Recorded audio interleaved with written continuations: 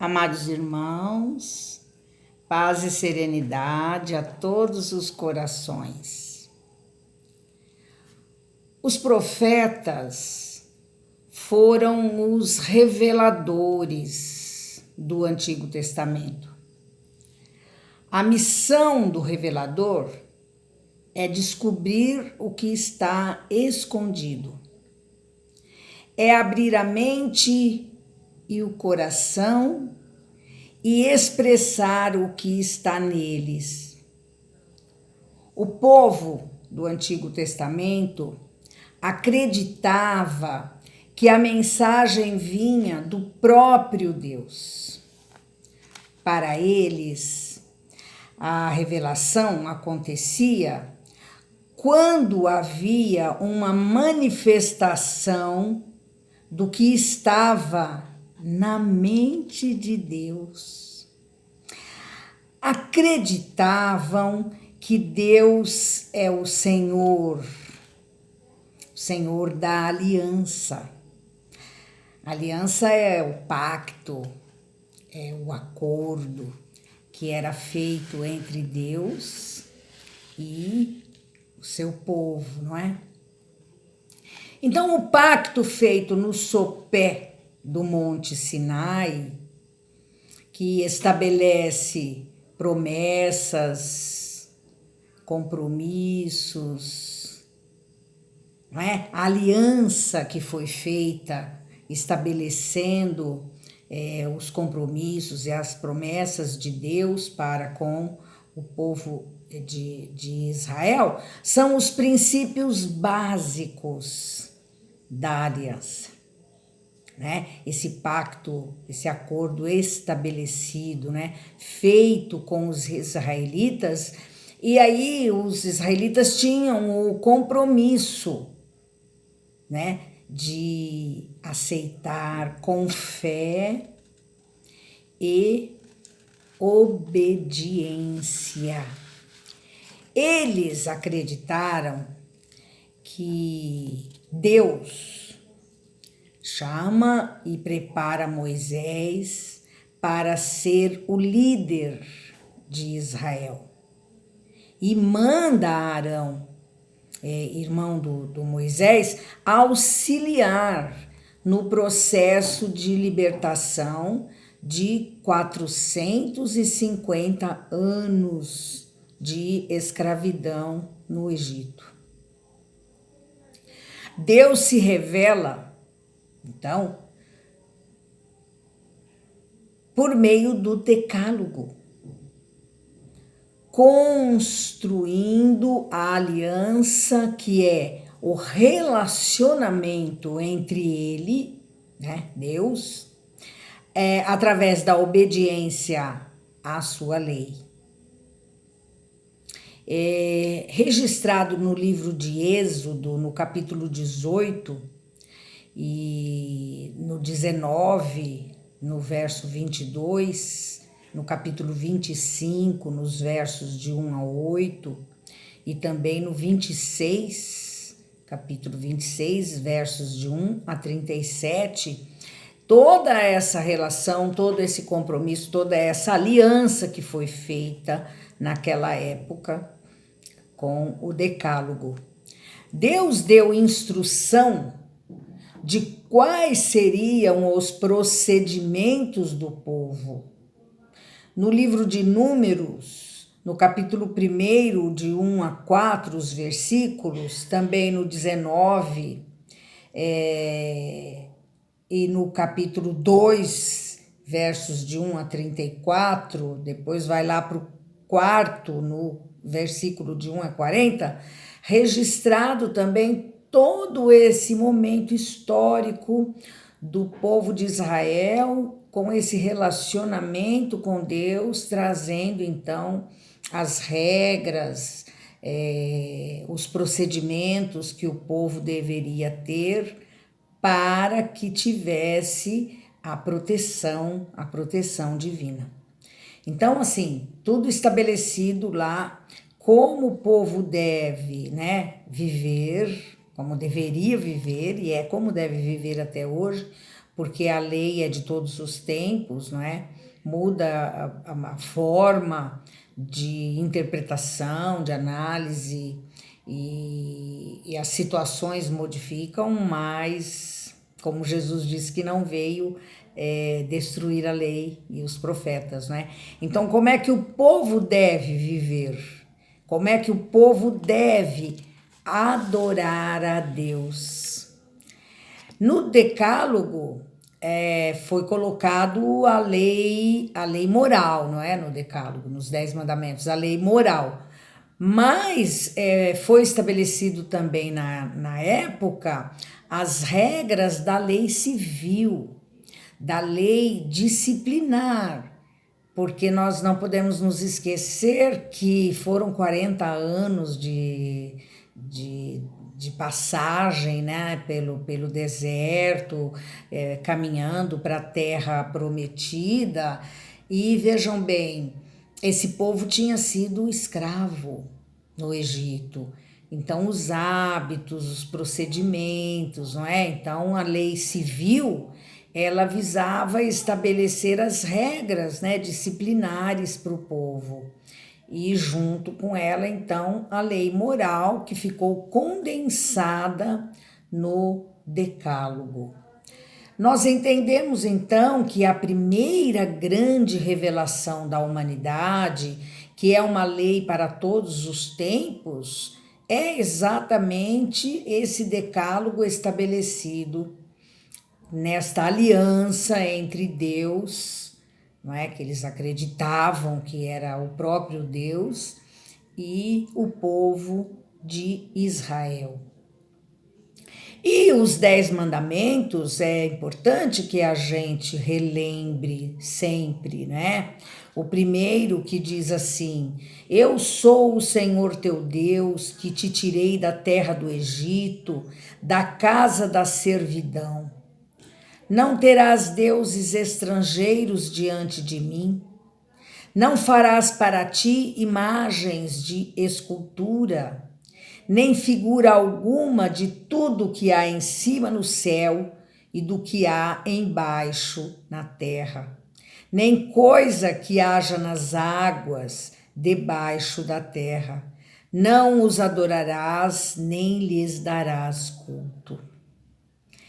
Este primeiro mandamento, meus queridos, ele tem tudo a ver com a situação do povo que vivia envolto com pessoas politeístas, né, que adoravam vários deuses. E o trabalho ali era de trazer para o imaginário daquele povo a ideia do Deus único. Então estava sendo trabalhado ali o monoteísmo. Então esse primeiro mandamento já traz a situação de que as pessoas não deveriam ter outros deuses, né? Que deveria realmente focar na figura do Deus de Israel.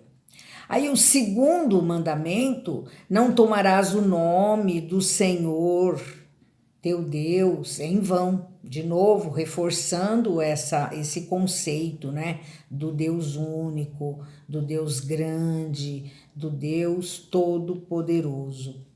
No terceiro, lembra-te de santificar o dia de sábado, já estabelecendo para um povo que tinha vivido na escravidão e que não tinha regras para o descanso, né? Tanto para os senhores dar o descanso, quanto para as próprias pessoas entender que não podia trabalhar de forma desordenada, né? Então, lembra-te de santificar, que era o dia do Senhor, o dia de se consagrar à oração, à lembrança de Deus, das coisas espirituais, não é? O quarto: honrarás a teu pai e a tua mãe para teres uma dilatada vida sobre a terra que o Senhor teu Deus te há de dar. Honrar pai e mãe para ter uma vida boa, uma vida dilatada, uma vida próspera, não é? E o quinto: não matarás. O sexto, não fornicarás, ou seja, a questão da sexualidade devia ser bem desenfreada entre o povo, então já colocando na lei moral uma questão que tinha a ver com a própria sociedade, né? O conceito de harmonia social, né? Não furtarás, não dirás falso testemunho contra o teu próximo, não desejarás a mulher do próximo, não cobiçarás a casa do teu próximo, nem o seu servo, nem a sua serva, nem o seu boi, nem o seu jumento, nem coisa alguma que lhe pertença. Eu sempre, quando leio esse 10º mandamento, trazendo para a atualidade, né, eu penso assim, nossa, hoje em dia seria, não fica olhando no carro 0 quilômetro do teu vizinho, não é? Não fica cobiçando a casa nova, nem a cortina bonita, não é? Nem fica aborrecido porque a empregada do teu vizinho faz a comida mais gostosa e você gostaria que ela trabalhasse com você. Eu fico imaginando o dia de hoje, né? Como nós convivemos e quais são hoje o boi, o jumento, a serva da atualidade e que nós não devemos cobiçar. Mas a aliança, então, a aliança feita com os israelitas, no que concerne às leis morais, foi exatamente isso, os 10 mandamentos que eram para ser obedecidos rigorosamente, não é? Rigorosamente. E tem um episódio até bem interessante na época em que essas leis foram escritas na pedra, que quando Moisés desceu do monte, o povo estava cultuando o bezerro de ouro. E o Moisés ficou tão aborrecido que ele quebrou a pedra que estava registrado, os 10 mandamentos. Ele quebrou, ele jogou para o chão, ficou muito nervoso com o povo. E aí a espiritualidade trouxe na voz direta e obrigou as pessoas a se comprometerem de cumprir rigorosamente estes ensinamentos, né? Então assim foi estabelecida a aliança. A revelação, com o passar do tempo que veio pela profecia do Jeremias, já joga uma luz para o futuro. No capítulo 31, versos de 31 a 34 do livro do profeta Jeremias, ele diz assim: Eis que dias vêm, diz o Senhor, em que farei uma aliança nova com a casa de Israel e com a casa de Judá. Olha só, já lançando uma luz para o futuro.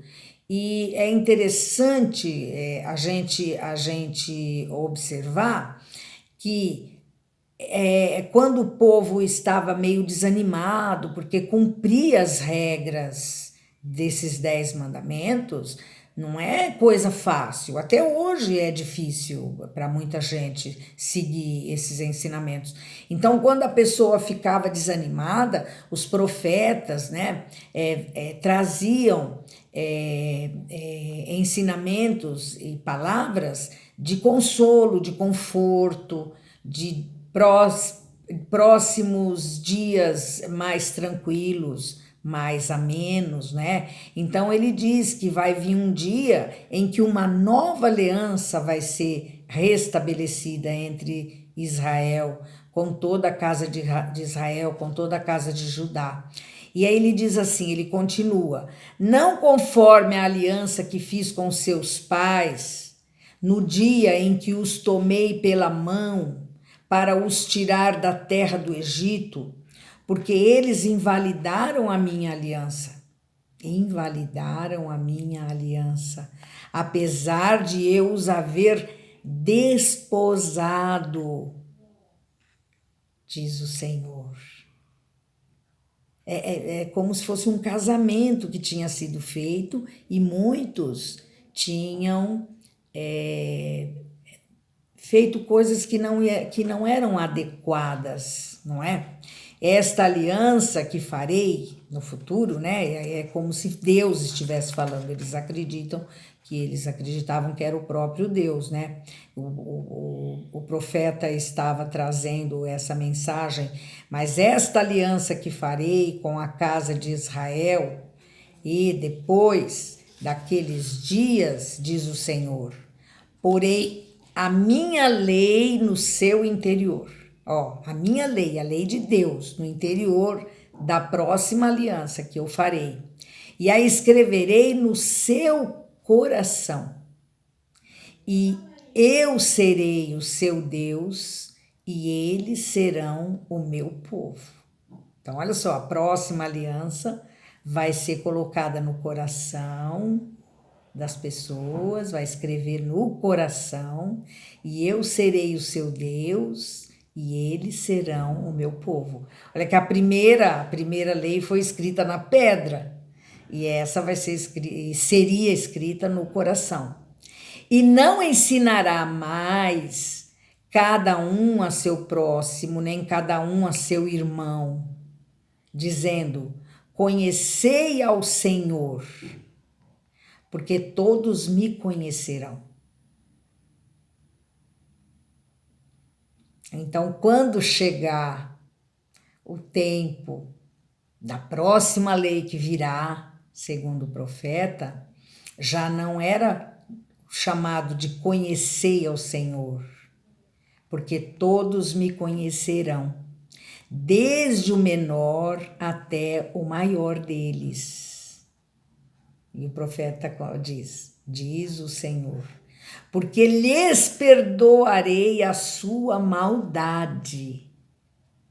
Então, na próxima lei, Deus está prometendo que perdoará a maldade humana e nunca mais lembrarei dos seus pecados. Então, essa era a revelação que o profeta trazia para dar alento ao povo, ânimo ao povo, de que uma nova lei viria. Séculos se passaram, não é? Foram 2000 anos, né? De Velho Testamento, de ensinamentos e tal. E então séculos se passaram e Jesus cumpriu o seu ministério. Então, Jesus veio à Terra, trouxe os ensinamentos, e quando ele se despedia dos discípulos, ele faz uma nova aliança, ele faz um novo pacto. Um novo pacto. É quando ele está se despedindo praticamente no último dia, na ceia, né, na Santa Ceia, ele toma o cálice, dá graças a Deus e diz: bebei dele todos, isto é o meu sangue, o sangue da nova aliança, do Novo Testamento, que é derramado por muitos para a remissão dos pecados. Está registrado no Evangelho de Mateus, no capítulo 26, são os versos de 27 a 28.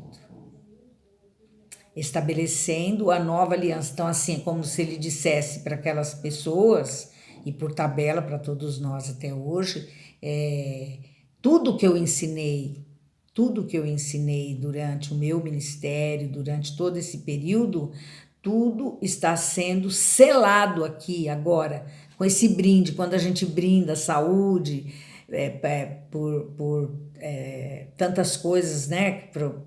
Prosperidade, Jesus fez o brinde dizendo: este é o pacto que nós nos comprometemos a cumprir tudo aquilo que eu trouxe de ensinamento, o pacto da nova aliança, Então, queridos, estabelecida a nova aliança, alicerçada a segunda grande revelação da humanidade. E é interessante a gente observar que antes desse momento da Santa Ceia, numa outra ocasião, Jesus conversando com os seus discípulos, ele começa a contar que já estava chegando a hora dele voltar, né, para o Pai, voltar para o mundo invisível e tal. E aí ele faz uma profecia. Ele se despedindo, ele fala que vai embora, mas que ele não vai deixar os discípulos órfãos, né? Então ele diz assim, ele já faz a profecia do futuro, vislumbra, joga a luz para o futuro, deixando claro que viria a terceira grande revelação da humanidade. Ele diz assim: se me amais, guardais os meus mandamentos, e eu rogarei ao Pai, e ele vos dará outro Paráclito. Paráclito é o intercessor, é o mentor, é o consolador, é o Espírito Santo. É aquele que vem para nos orientar, para pôr luz no nosso caminho. Então ele diz: se me amais, guardai os meus mandamentos, ou seja fiel à nossa aliança, e eu vos enviarei, não é? O Paráclito, que estará convosco para sempre. Estará convosco para sempre. O Espírito da verdade, que o mundo não pôde receber, porque não o vê e nem o conhece. Vós o conheceis, porque está em vós e permanece convosco. Não vos deixarei órfãos. Voltarei para vós. Ainda um pouco de tempo e o mundo já não me verá. Vós, porém, me vereis, porque eu vivo e vós vivereis. Naquele dia conhecereis que eu estou no Pai, e vós em mim, e eu em vós. Olha só, significa que esse Paráclito vai trazer tantos ensinamentos que nós vamos saber que nós estamos no Pai, o Pai está em nós.